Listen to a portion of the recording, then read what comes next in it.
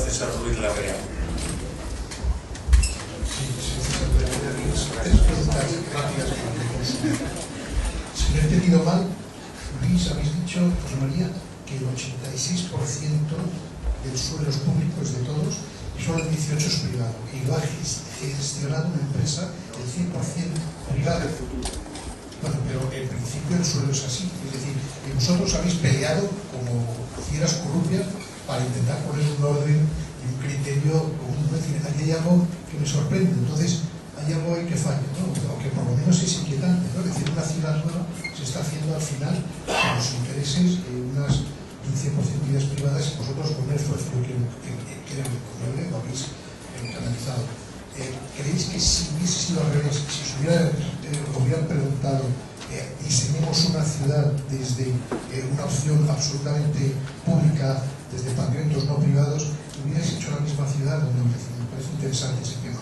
Segundo, habéis hablado, pero me gustaría que si pudieseis dar unas pinceladas sobre la sostenibilidad de la ciudad que estáis hablando, porque yo creo que en un cambio de paradigma como el que estamos ahora metidos todos, sin duda alguna hay referencias que nos hablan de una nueva modelo de ciudad, y me gustaría que hablaseis. Y tercero, ¿creéis que es lícito hacer una ciudad hoy en día de este tamaño y sin tener ningún mecanismo de participación ciudadana en la creación de la misma?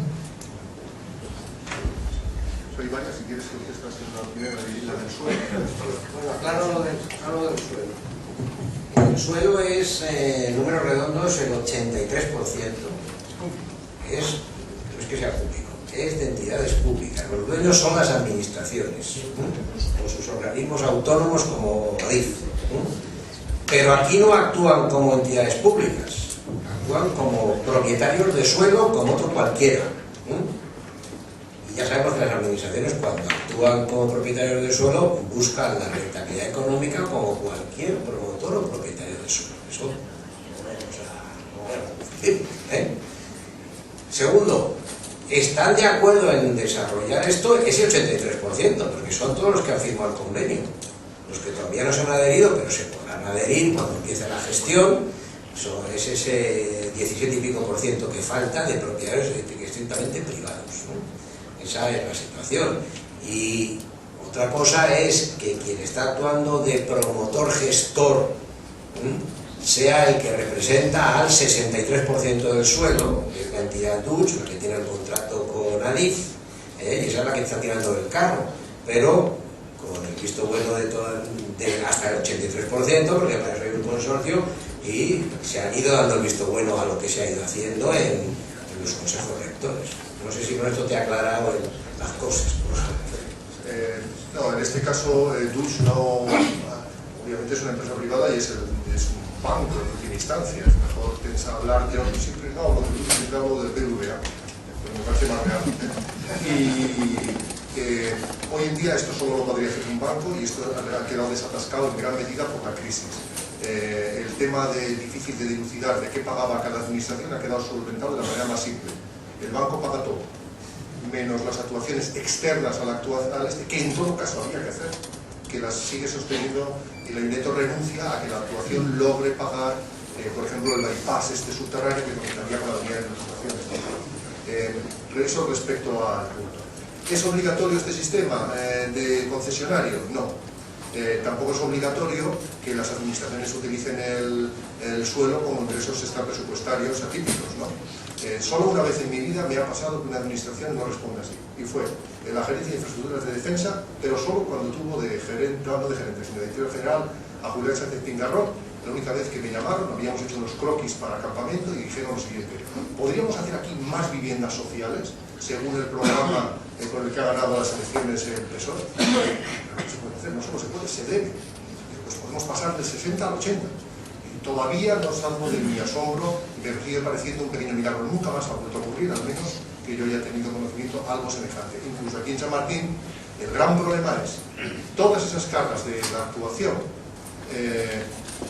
o se financian con el presupuesto o se financian sobre el beneficio. Y entonces gran parte del tema de verificabilidad guarda directísima relación a que la actuación es autosuficiente financieramente hablando. Ahora ya queda claro, que suelta la burbuja, etcétera, que solamente un operador estratégico de largo plazo, tipo un banco con financiación asegurada y larguísimo retorno, puede acometer una actuación de este tipo. Ahora mismo ni siquiera las administraciones serían capaces de tener financiación suficiente para eso. No digo ya el Ayuntamiento de Madrid, bueno, las dos están, poco menos las tres, pero ya si ahora sumamos la deuda estatal, ¿no? Y ese es un poco el punto de ese. En relación con la sostenibilidad es un tema, un tema muy importante en relación con porque en primer lugar la actuación va a exigir que todos los edificios residenciales superen el nivel D que exigiría el Real Decreto 4000/2007 dentro de las escalicias del Código Técnico a nivel C. A su vez, se ha comprometido que en todos los edificios que promovieran ellos directamente llegarían a la autosuficiencia energética completa.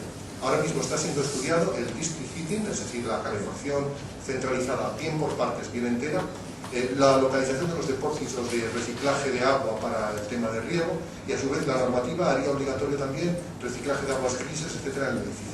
Actualmente estamos planteando ver si habría huecos para instalar temas también de paneles solares, aunque es un tema más simbólico, me refiero en los parques, ¿no? Déjame, solo completar una cosa, que aparte de estas cosas, yo no sé si el código técnico es muy sostenible, ¿no? Pero de estas mejoras que se venden a futuro, hay una labor, pienso que quizá entonces hecha intuitivamente, lo que pasa es que el tiempo le da la razón, cuando los arquitectos suelen tener intuiciones razonables, que es la de la forma y orientación, profundidad, es decir, todas las tipologías han sido testadas. Antes hemos hablado cómo conseguimos pasar de los de 25 metros a los de 15, 12 metros, etc. Y en ese sentido, y luego han sido testadas no solo con criterios de ventilación, orientación solar, sino también con criterios de sombra proyectada, garantizando 2 horas mínimas en la peor circunstancia, y esto se ha hecho de una forma voluntarista, pero se ha hecho mucho antes de que el tema tuviese temas de ruido, que ya ha mencionado en las vías, que ya ha mencionado José María, y de gestión de la energía, de mezcla de usos y de densidad.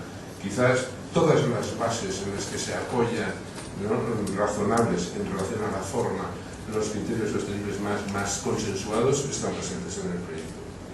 Y diré también que tampoco es un mérito especial, en este caso, del banco haber sustentado esa idea, porque cuando esto se edifique estaremos bastante cerca del 2020 y, en teoría, en el 2020, según las directivas europeas, Será obligatorio. Pues igual que un día se acabó la gasolina con plomo, debiera prácticamente estar realizada la autosuficiencia energética de los edificios construidos en la Unión Europea. Otra cosa ya veremos cuando nos acerquemos a esa fecha qué pasa. Pero hoy en día así está aprobado por el Parlamento, inclusive, con lo cual realmente cuando esto se edifique, incluso el nivel D seguro que nos parece una reliquia histórica, ¿no? Pero el tema del cambio climático me parece una tontería. No lo he contado porque además parecería que es como vender la moto, y además yo me he ocupado menos de ese asunto también personalmente, ¿no? Pero me consta la preocupación de Luis Carforza, que como coordinador ejecutivo de la actuación por parte de DUS, de esa obsesión, casi diría, por las implicaciones que sobre el diseño tiene el tema del cambio climático. Y la tercera, La participación.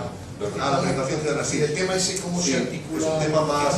Ahora estamos en esa Sí, participación. demagogia, sí. Sí. O sea, el hecho de decir cómo una ciudad de ese tamaño se ha... Pues ahora estamos en ello. Ahora estamos en ello. Ya, pero ya está aprobado. La sensación... ¿Cómo que está aprobado? Se ha abierto la información pública. No está aprobado, está aprobado provisionalmente.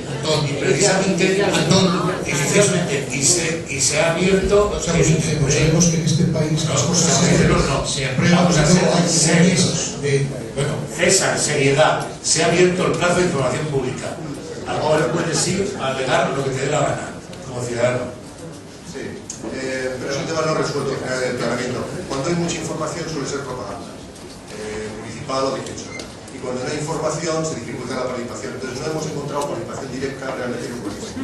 En realidad, la participación directa, cuando se hace bien y de verdad, pues se hace con talleres, con la gente in situ y tal cual. Entonces, ese tipo de cosas, en operaciones de este tipo, son muy difíciles de hacer a priori. Y desde luego, sí escapan a la capacidad ya que tenemos bien. Cuando podemos, hacemos ese punto. Pero en este caso, ahora está. Bien.